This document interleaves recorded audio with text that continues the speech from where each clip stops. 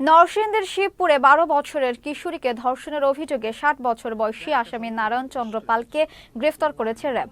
সকালে আলীজান জুট মিলে র্যাবের কার্যালয়ে এক সংবাদ সম্মেলনে তথ্য জানান র্যাব ১১ এর নরসিংদী ক্যাম্পের কোম্পানি কমান্ডার মেজর সাদমান ইবনে আলম।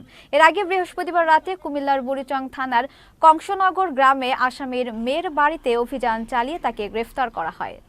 গোপন তথ্যের ভিত্তিতে উক্ত মামলার ১ নং আসামি নারায়ণ চন্দ্র পালকে র্যাব 11 CPC 2 কুমিল্লার বুড়িচং থানার কংসনগর পশ্চিম বাজারে অবস্থিত আসামি মেয়ের শ্বশুরবাড়ি এলাকা হতে গতকাল রাতে গ্রেপ্তার করা হয়। আসামিকে অতঃপর জিজ্ঞাসাবাদে সে ঘটনার সত্যতা স্বীকার করেছে। ঘটনার পর হতে আসামি আত্মগোপনে ছিল এবং তার বিরুদ্ধে বর্তমানে আইনানুগ ব্যবস্থা প্রক্রিয়াধীন রয়েছে।